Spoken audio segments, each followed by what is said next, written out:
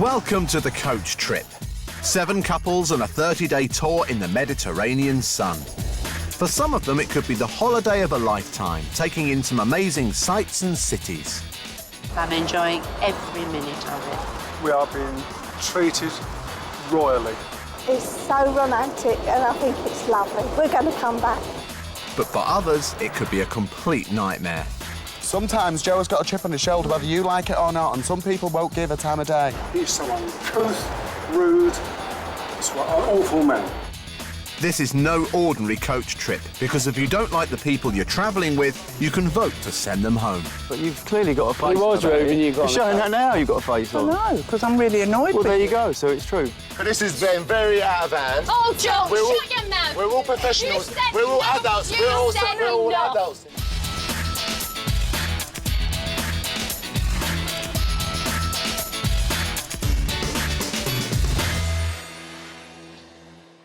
There are currently 7 couples travelling on the coach. Husband and wife, Alan and Eileen. No, I'm no problem to anyone. You're not a problem. No, as long as I get my own way. Good friends, Betty and Connie. If I eat anything, these little fingers are up. But I'm not posh. But they just go up. Barbers, Lorenzo and Alan. I'm a trainee barber. This is my mentor. He's teaching me barbering. And last time we met, I was the learner, but now I am the master.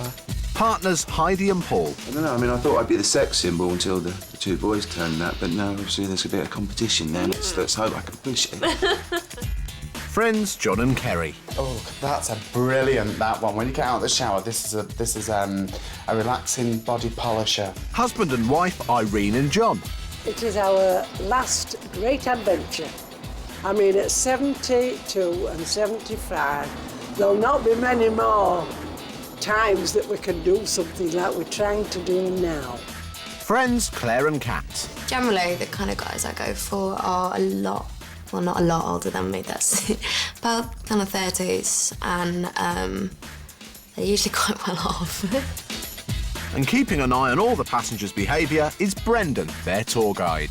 They don't want to say a drunken Englishman stripping off like that, you know. And apparently he did the full Monty as well, and then bent over. And there would have been an eclipse, I suppose, if the moon had been out, but never mind. Yesterday, the coach trippers arrived at their first destination, Madrid, where they enjoyed an open-top bus tour of the city and had a stroll around Real Madrid's stunning Bernabeu Stadium. John, if you want to touch it, you can. You can touch the turf. Oh, be careful. The passengers then had their first ever vote, where Paul and Heidi were handed a yellow card. Ring on the card. If they receive another one today, they'll have to leave the tour on day 2 of the coach trip. It's 7 a.m. in Madrid.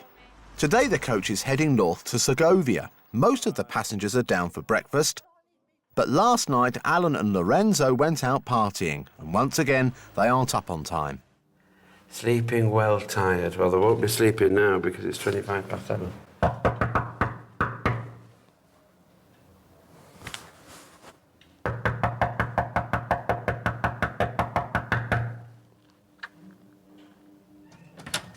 Oh, finally. Good morning, Lorenzo. How are you? You're better than what? Without these lights on? My God, look at the state of this room, lads. It's not a mess, just haven't unpacked yet. Haven't you? You haven't unpacked? What time do you get in? 6. 6? They say they just got in at 6 o'clock. I mean, the state of that room and everything. They've got half an hour to get going. They'll do it, because they're awake now. That's the most important thing. So they're awake, you know. Sometimes they're dead to the world, but we shall see. Okie dokie. While the boys get their act together, Brendan discovers a more serious problem with the trip's oldest passengers, John and Irene. Apparently, Irene's had a bad night, actually, after Madrid yesterday. She's been in bed, she's been shivering, and she's had, like, indigestion, and she's been wanting to be sick. So we're just going to go along now and see how she is. You've no pains in your chest or anything, have you? You've nothing? No. Okay, and you've no problems, you've no history of any medical problems with your heart or anything? So we'll just have a doctor to check her out anyway, just to give her a little medical, and then we're all fine on that score. And then if it is exhaustion, she'll just have to stay in bed and just rest up. It's quite unnerving. But I think if we get the doctor in, just let her have the once over, and then we'll see. I think she just needs a day's rest.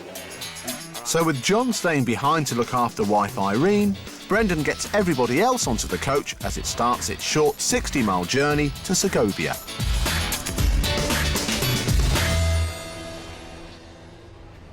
With the coach on the road, Brendan explains Irene and John's absence to the other passengers. Just an update regarding John and Irene. Irene just, I think she's suffering from a lot of exhaustion, really, from yesterday. And really, just to check her, she had no major symptoms, but just to check her over, we've asked the doctor to come in, make sure she's OK, make sure she's comfortable. John's staying with her all day, and they're just going to literally rest. I was a bit concerned about it, you know, because you don't like to see him. No. I mean, she's 72, look, so... It's a shame she's not well, but we will see them later on, Yeah, hopefully. we'll see them later on. See how they are. Yeah. I mean, it's a shame she's missing out on today, both of them. Let's hope she's feeling better for tomorrow and can enjoy tomorrow. Yeah, that's right, that's right. But Connie and Betty aren't as sympathetic with Lorenzo and Alan. They went out to the nightclub last night, didn't they? Yes. And had a drop too much and come home, what time in the morning? 6 o'clock they come 6 o'clock. home. 6 o'clock. And they're fagging fast now. Really are. The boys spend the rest of the journey sleeping off their hangovers as Brendan introduces Segovia to the passengers who are awake. Segovia is a beautiful, historic typical Spanish town or city. The Romans came. They came in the 1st century BC. One of the emperors was responsible for building an aqueduct. It has 120 pillars that tower right above the main square, and it still exists today from the Roman period. There's also a beautiful cathedral there as well. But one of the most beautiful places that you'll see today is the Alcazar. Walt Disney, when he saw Segovia, he modelled Cinderella's castle on the castle of Segovia.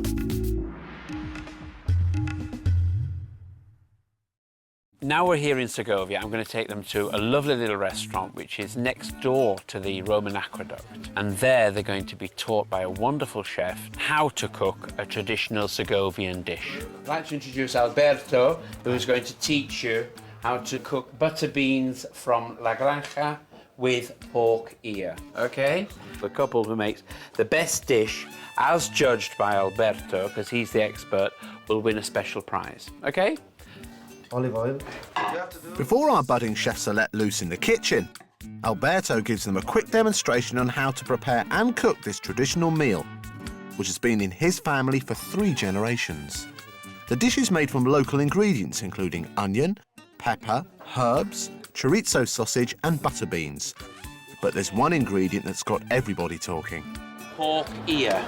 Oh! I'm not eating it, I'll make it. There's all this, pig's ear, and you know what it's like, and don't touch it, we don't eat it in England, therefore it's poison, and blah, blah, blah.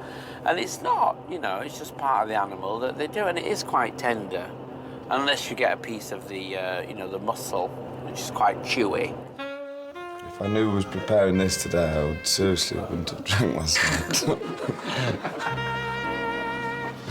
While Lorenzo and Alan are suffering, Paul and Heidi hit the kitchen, where Paul tries to influence the chef's decision. No bribes, no bribes. It's initiative. We're in initiative. It's called cheating. Yeah. It's called cheating. Look, 1 yellow card. We've got to start doing something. Yesterday, Paul and Heidi got a yellow card, as the passengers felt they distanced themselves from the group. So Paul is making a real effort to mix today. Try to mingle a lot more. Every time we've been sitting there for 5 minutes on our own thinking, oh, hang on a minute, better get back out there and start talking, not give anybody an excuse to say, oh, you were sitting on your own that 5 minutes, so got to watch our backs. As the heat in the kitchen rises, everyone is desperate to win Alberto's prize, but it's all proving a bit too much for Alan. Alan had been, partying, as you know, the night before in the hotel bar and drinking copious amounts, you know, of alcohol. And of course, he wasn't in any fit state. So when we got him over the frito with the garlic and the onions and things of that nature, you know, he just couldn't cope with it. You know, I mean, he can strip in a bar, but he can't cook a frito, you know. And he started to go, you could see him, all the colour in his face just left him. And he went this sort of like greeny white colour, you know. And he was just really, really hungover. You want to go out into fresh air, but in the breeze and not in the sun, in the shade. Right? So I took him outside, sat him on the wall, gave him some water in the shade, and I said, right, we've got to have a talk. You can't carry on doing this every night, party, party, party. I said, because you're going to get so sick, you know, we're going to have to send you home, really. Let's go and get you a drink. Once Alan has recovered, the group gather together for the final tasting, where each pair get to try their own dishes.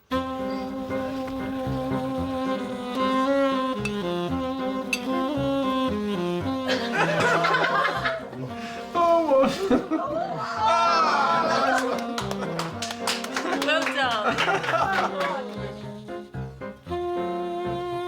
It's like pudding. It's lovely. Well done. There you are. Nice. Vile. But only one man's opinion counts, and it's time for Chef Alberto to announce the winner. Heck is this one?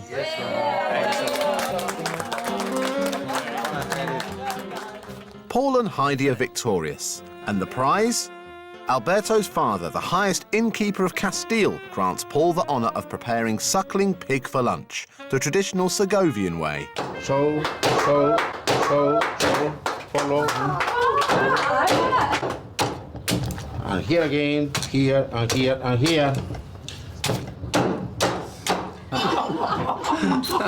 I like it. Sorry, man. And while the group settle down to enjoy their freshly carved pig, Brendan pops outside to check up on John and Irene. Oh, hello, is that John?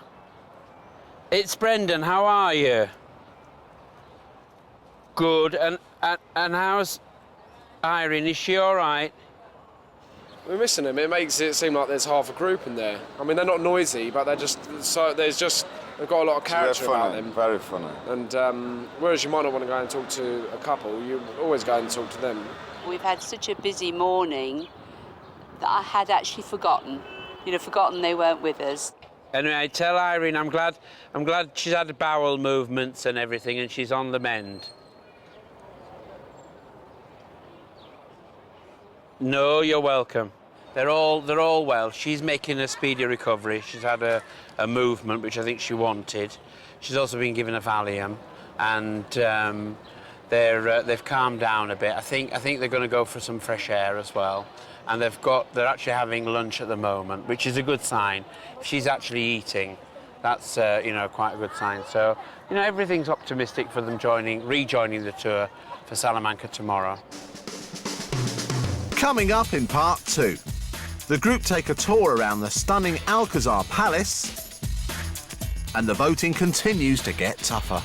You sometimes can come across as being a bit brash and harsh. I don't agree with you on that, I'm afraid.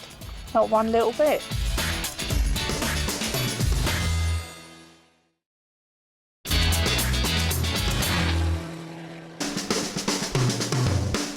Today, the coach trip has rolled into the Spanish city of Segovia, where the tourists have cooked and sampled a traditional Segovian dish and now have the chance to walk off their lunch with a special tour. One thing you must see when you're in Segovia is the beautiful Alcazar, which is a fantastic castle.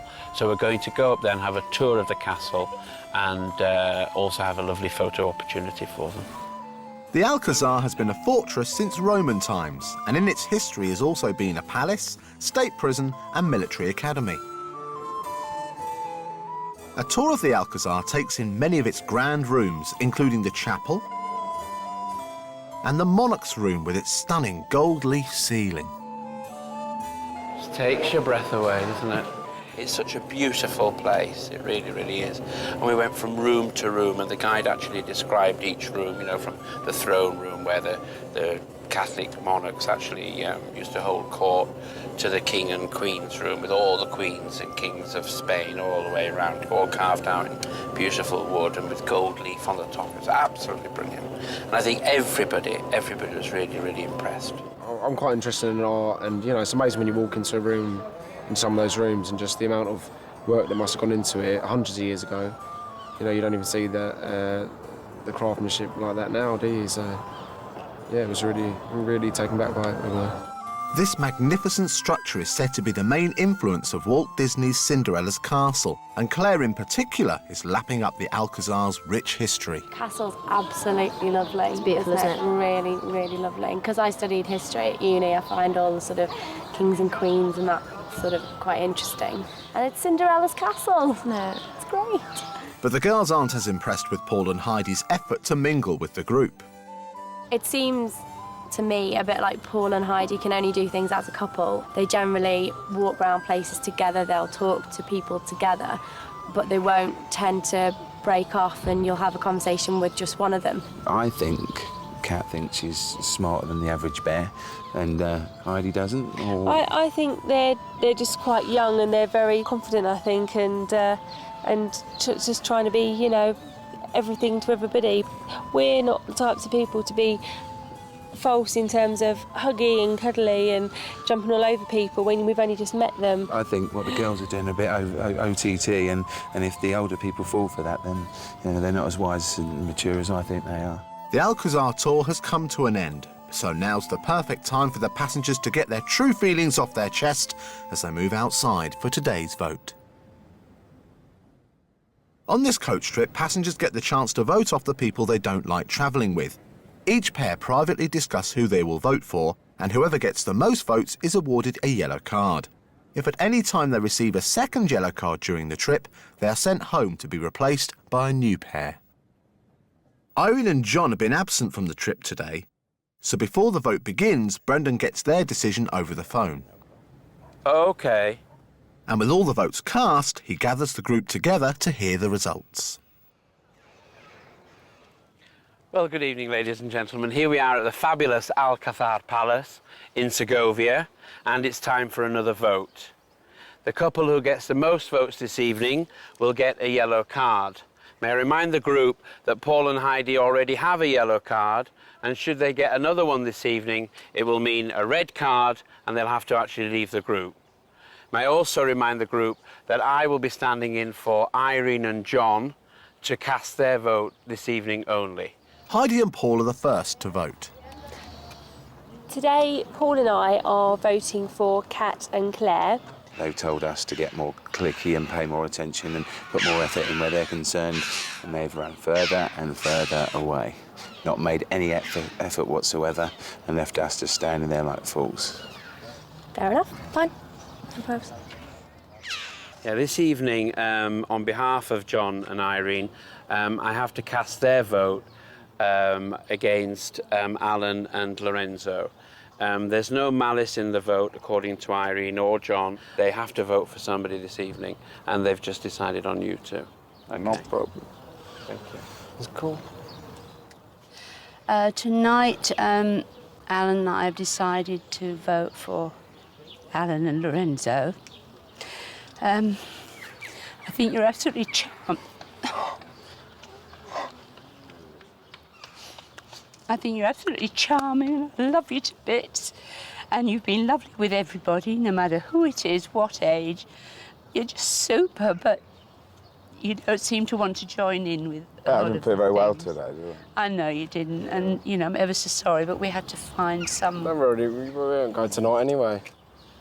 No, I mean, I don't want you to go. I really don't want you to go, and I'm just ever so sorry. Oh, that's all right, don't worry. Okay, Alice. Tonight, me and Connie are going to vote off Eileen and Alan. They're being so different today, and we've noticed it. But we do like them. But just because they voted for us last night, we'll give them our vote tonight. Okay, this evening, mine and John's vote, unfortunately, is going to go to Connie and Betty. Sorry, ladies. The only reason for it, if we're honest, was last night at the votes. Betty, your reaction was a bit harsh. When we were talking to you, I was asking all the questions. Yeah, and we was talking to you as well. I'm sorry, we really... All right, fine. It's fine. You sometimes, and I don't think it is deliberate, but can come across as being a bit brash and harsh. I don't agree with you on that, I'm afraid. Not one little bit.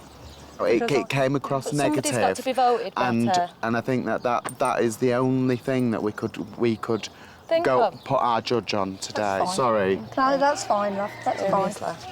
Yeah. We're voting for Connie and Betty tonight. Because we bonded a bit with Paul and we didn't want to see them go. They just seemed to take the vote well harsh yesterday. I mean, we got 2 votes yesterday, and, you know, just whatever. And Connie's... She's quite short with people. Yeah, quite aggressive, almost. But she's upset a few people, I think. Not as many as we have, but... That's why. It's fine. Fair enough. Yeah. Yeah, it's fine. After 6 votes, Lorenzo and Alan and Connie and Betty have 2 votes each, with Kat and Claire the last to vote. Okay, tonight we are going to be voting for, and I'm really sorry, Betty and Connie. Right. Sorry. All right, darling, no problem. And the reason? The reason why, maybe the way that you worded, not so much what you said, but maybe the way that you worded your comments last night slightly offended. That's fine. That's fine. That's fine. I'm sorry. It's all right, don't worry. So our result this evening, ladies and gentlemen, with 3 votes, the yellow card goes to Connie and Betty. Okay. And if you'd like to follow me back to the coach, we'll head back to Madrid for dinner. Thank you. Okay. So with 3 votes, Connie and Betty get their first yellow card. But Betty finds it hard to take on board the group's criticisms. That reason, was, to me, what they've said was very petty. It was very petty, you know, because I thought I was being quite nice. Yeah, I was a bit shocked. But I can't do it. But it's a great result for Paul and Heidi. They've escaped a 2nd yellow card and are still on the trip. It was unbelievable. We were just so expecting it. Even with the girls, we thought that was a definite. In a scale from 1 to 10 on how happy we feel about not going home tonight, I'd say about an 8. And you? Probably further than that, really. Yeah. And with the vote over, the passengers decide to let their hair down with a night on the town.